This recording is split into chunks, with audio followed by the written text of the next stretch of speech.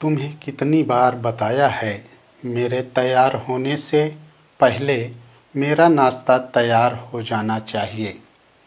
शादी के 25 सालों बाद भी मुझे क्यों बार बार एक ही बात बतानी पड़ती है। रजनी, तुम्हें क्या, तुम तो आराम से घर पर रहोगी, मुझे काम पर जाना पड़ता है। तुम हो कि हमेशा बेवकूफ़ों जैसी हरकत करती हो। अगर तुम यह जानबूझकर करती हो तो याद रखना, मुझसे बुरा कोई नहीं होगा। आज भी राजेश का पारा चढ़ा हुआ था। इन कटु शब्दों में अपना गुस्सा उतारते हुए, गीली तौलिया कुर्सी पर फेंकते हुए राजेश गुस्से से रजनी की तरफ देखने लगा। रजनी के लिए राजेश का यह बेवजह का गुस्सा कोई नई बात नहीं थी। वह महीने में 3-4 बार ऐसे ही रजनी पर बरस पड़ता था।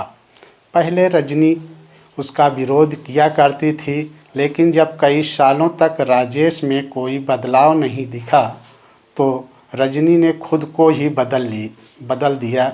अब राजेश के कुछ भी कहने से रजनी को कोई फर्क नहीं पड़ता था। राजेश की हर बात वो चुपचाप सिर नीचे झुकाए सुन लेती थी।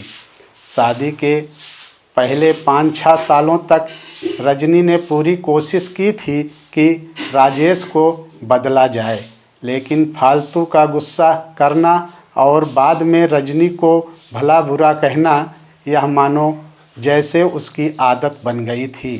कोई भी वाद विवाद होता तो राजेश सीधा रजनी को बोल देता, अगर मैं तुम्हें अच्छा नहीं लगता तो क्यों नहीं चली जाती अपने मायके, क्यों रहती हो मेरे साथ। इतना सब कुछ होने के बावजूद रजनी राजेश के साथ रहती थी, क्योंकि उसे अपनी बेटी की फिक्र थी और वह जाती भी तो कहाँ। अपने बूढ़े हो चुके माँ बाप को इस उम्र में परेशान करना वह नहीं चाहती थी। समाज और लोग क्या कहेंगे, यह भी तो उसे देखना था। वह इतनी पढ़ी लिखी भी तो नहीं थी कि खुद जाकर कोई नौकरी कर सके और अपना और अपनी बेटी का पालन पोषण कर सके। रजनी को अब अपनी फिक्र नहीं थी, उसको फिक्र थी तो बस अपनी शादी लायक हो रही बेटी की।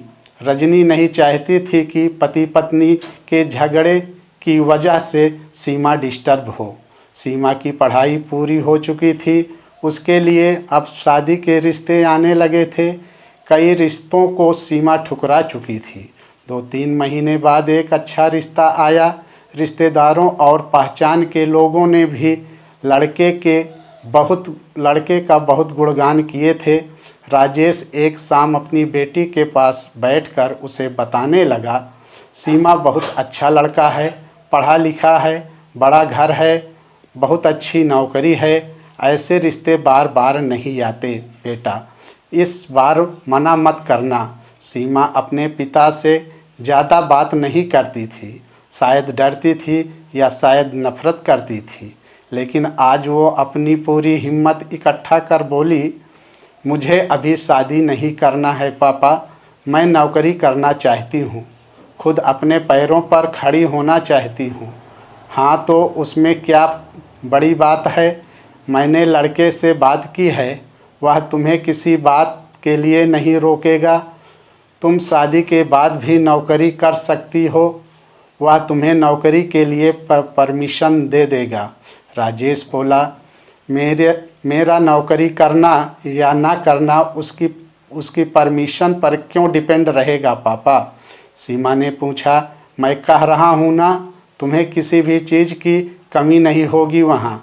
ऐसे रिश्ते बार बार नहीं आते, इसे ठुकरा मत, बहुत खुश रहोगी तुम वहाँ। राजेश बोला, पापा क्या मैं उतनी ही खुश रहूँगी जितनी मम्मी इस घर में खुश हैं।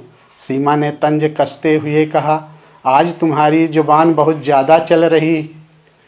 राजेश गुस्से से आंख बड़ी करते हुए बोला, पापा मुझे शादी नहीं करनी है, क्योंकि शादी के बाद अगर वह लड़का आपके जैसे निकला तो मैं क्या करूँगी।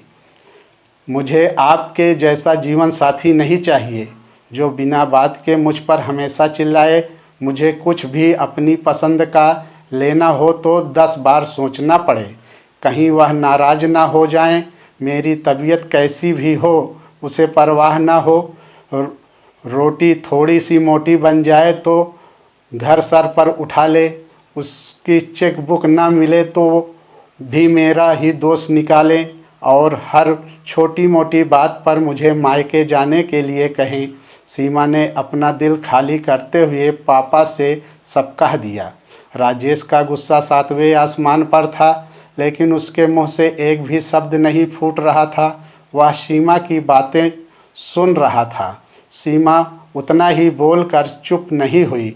आज पहली बार वह अपने पापा के सामने इतना कुछ बोल रही थी। पापा, आपने माँ के साथ हमेशा गलत व्यवहार किया है। आप अपने ऑफिस का गुस्सा बिना सोचे समझे माँ पर उतार देते हैं। कभी इस बात की परवाह भी नहीं करते कि उन्हें कैसे लगता होगा। आपकी बातें सुन सुन माँ ने अपना स्वाभिमान खो दिया। राजेश आज पहली बार अपने किए बर्तावों को महसूस कर पा रहा था। वो इतना ही बोल पाया, जो तुम्हारा मन करे वो करो, मैं तो इतना बुरा हूँ ना। सीमा ने राजेश का हाथ पकड़ा और बोली, पापा मुझे सिर्फ एक सवाल का जवाब दे दो। क्या आप चाहोगे कि मेरा पति आपके जैसा हो? अगर आपका जवाब हाँ है तो कर दीजिए मेरा रिश्ता आज ही, और ना हो तो आत्मनिर्भर बनने दीजिए। राजेश कुछ भी ना बोल पाया और वहाँ से चुपचाप बाहर चला गया। आज उसे रजनी के सामने जाने में शर्म आ रही थी। चलते चलते उसकी आंखों में आंसू बह रहे थे। राजेश आज से अपने आप को बदलने का निश्चय किया।